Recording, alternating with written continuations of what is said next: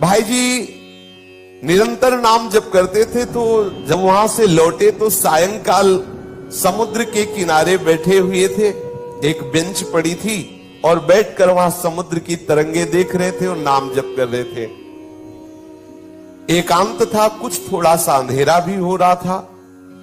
Bench पर बैठे नाम चिंतन करते हुए समुद्र की तरफ देख रहे थे तो अचानक देखा कि बेंच के समीप एक पारसी सज्जन खड़े हुए हैं। सफेद पोशाक, सफेद पाग बांधे हुए ऐसे खड़े हैं। बहुत देर तक भाई जी उनकी तरफ देखते, फिर नाम जप करते, फिर देखते और वो खड़े ही रहे। भाई जी ने सभ्यतावश कहा, साहब बैठ जाइए।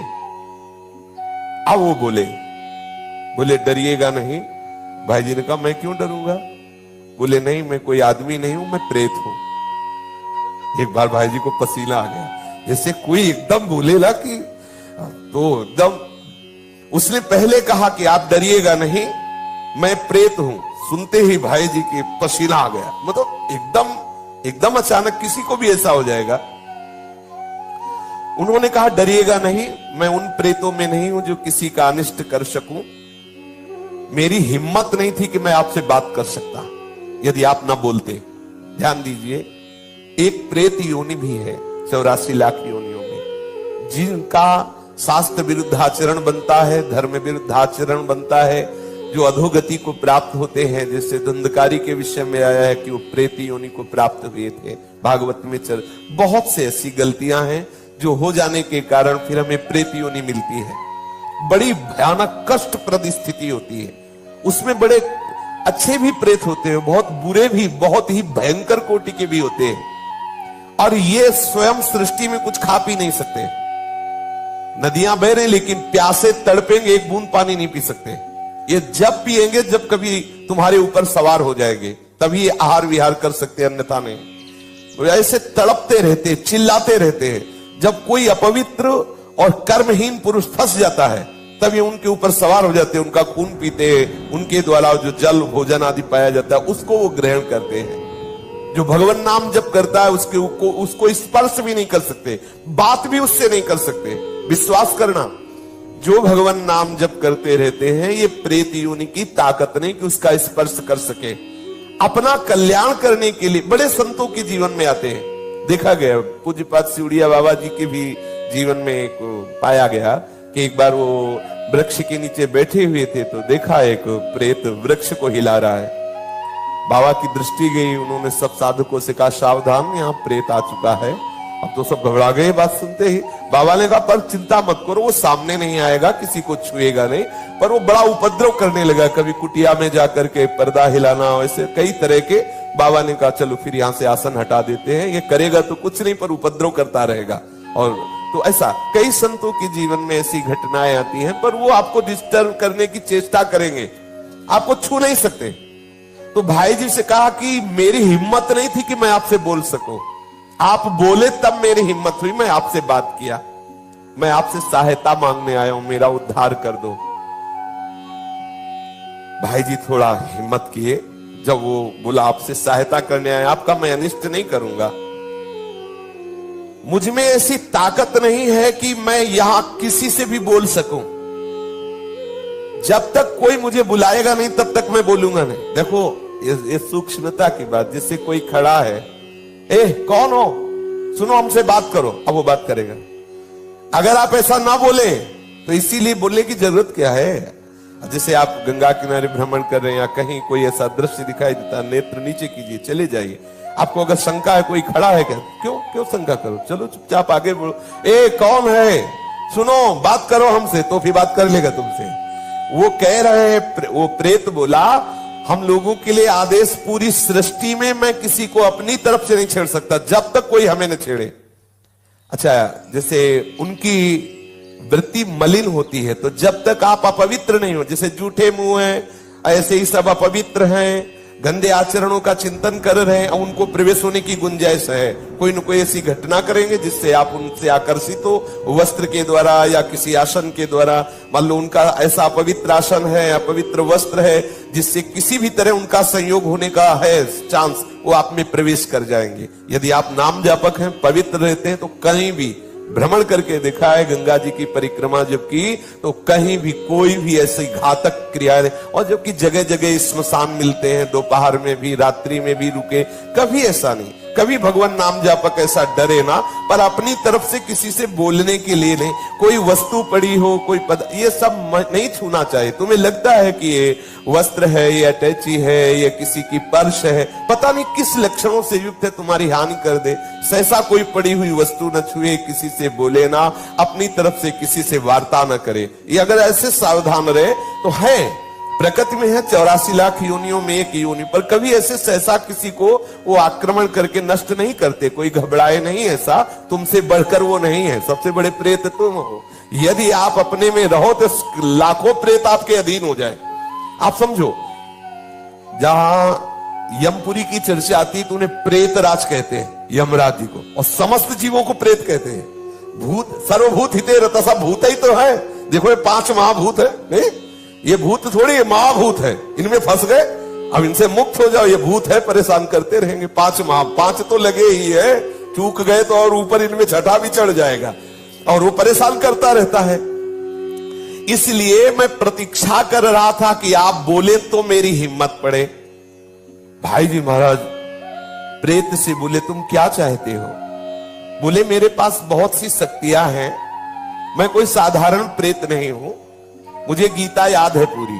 वैसे तो कहते गीता के श्लोक बोलो तो प्रेत भग जाएगा, वो कह रहा मुझे गीता याद है पूरी गीता याद है मुझे। प्रेत लोक में बहुत दुर्गति हो रही, मैं बहुत घबरा गया हूं, वहां बहुत दंड मिलता है। देखो एक बात ध्यान रखनी कि यदि आप भगवत मार्ग में चल रहे, मनमानी गंदे आचरण करेंगे शास्त्र विरुद्ध, तो भगवान सब देख रहे हैं। डरो, इस बात से डरो, कहीं तुम्हारी दुर्गति ना हो। देखो बोला मैं, मुझे गीता याद, कंठस्थ 18 अध्याय। तो उन्होंने कहा कि आप तो पारसी हैं, आपका कैसे कल्याण होगा? आप किस पर श्रद्धा करते जो मैं वो क्रिया करूं आपका कल्याण हो जाए? तो उनका आप भगवान नाम कीर्तन करवा दीजिए और गया जी में श्राद्ध करवा दीजिए, मेरा कल्याण हो जाएगा।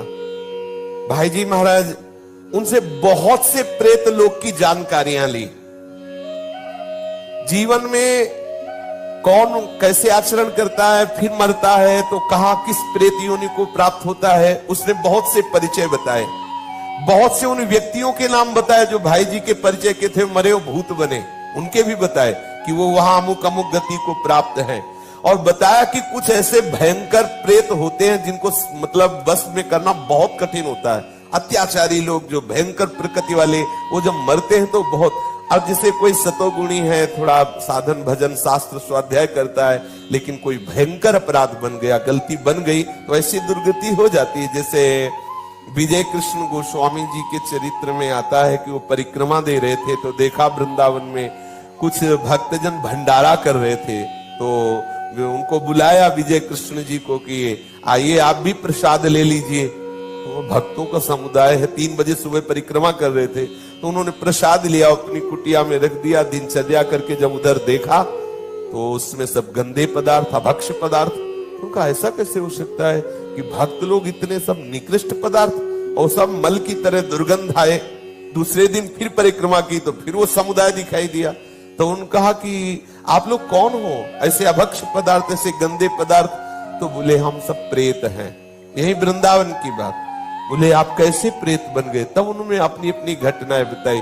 जैसे एक बताया कि श्री ठाकुर जी के लिए जो अमनिया आता है उसको हम बिना ठाकुर जी को अर्पित किए अपने प्रयोग में ले लिए, इसलिए हमारी गति बिगड़ गई। ध्यान देना है, जैसे जो भी वस्तु मान लो मंदिर आदि में है जो प्रभु के लिए आती है, सबसे पहले प्रभु को अर्पित हो। यदि आप वस्तु आई और अपने घर ले गए, अपने प्रयोग में किए, वो अपराध है। जिनके ले आई उनको अर्पित करो, आप प्रसाद भुगता बनो, अमनिया नहीं। कोई भी पदार्थ वैष्णव को अमनिया सेवन नहीं करना चाहिए। ऐसा नंदगांव के एक पुजारी की भी बात है। कई ऐसे दृश्य आते, इसलिए बहुत सावधान। जैसे एक प्रसंग हमने संतों से सुना कि किसी संत को संत सेवा के लिए कुछ अर्थ मिला और उनके भाई आए, उन्होंने कहा कि घर में बहुत समस्या है, अगर अर्थ मिल जाता तो हम कुछ दिनों बाद वापस कर देते। तो लाखों की उसमें संख्या में उन्होंने अर्थ अपने घर वालों को दिया। अच्छा, घर वाले इसलिए वापस नहीं किए कि बड़े भैया ही तो हैं, तो जब वो पधारे तब वो अधोगति को प्राप्त हो गए। ये ध्यान देने की आपको गौशाला के, गौ सेवा के लिए, संत सेवा के लिए, जिसके लिए जो वस्तु दी जाती है ठीक वही लगनी चाहिए। उसे आप अपना मान करके प्रयोग करेंगे तो आपकी गति बिगड़ जाएगी। जैसे आपने 500 संतों के भंडारे के लिए पैसा लिया, तो आप सेवक रूप से खूब मेहनत करो, संतों की जूठन पालो और जितना रुपया है पूरा संत सेवा में लगा दो, तो आपको भगवत प्राप्ति का मार्ग प्रशस्त हो जाएगा। लेकिन आपने क्या किया कि 100 का लगा दिया, 400 का, ये अपराध बन रहा है।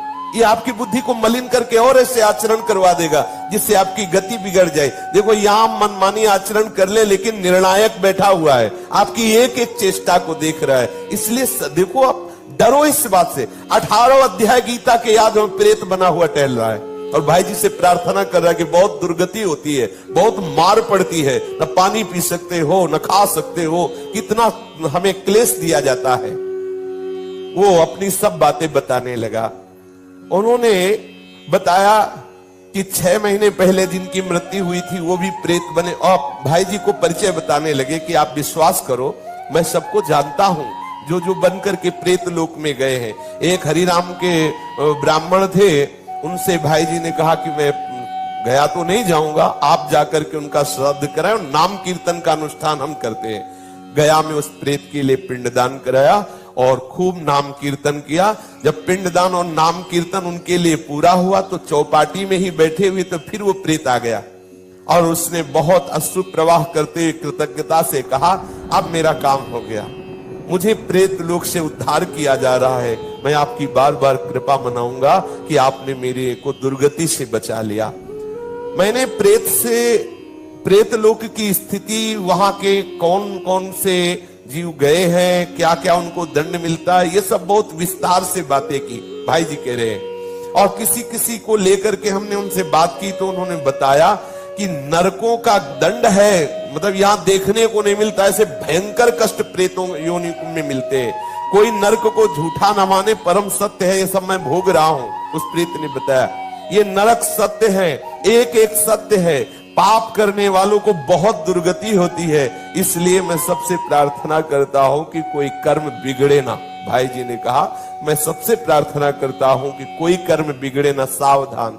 अपने लोग समझते हैं कोई देख नहीं रहा, लेकिन जिनको देखना है, जिनको निर्णय करना है, वो तो निश्चित देख रहे हैं। भाई सावधान, हम बहुत डरते रहे।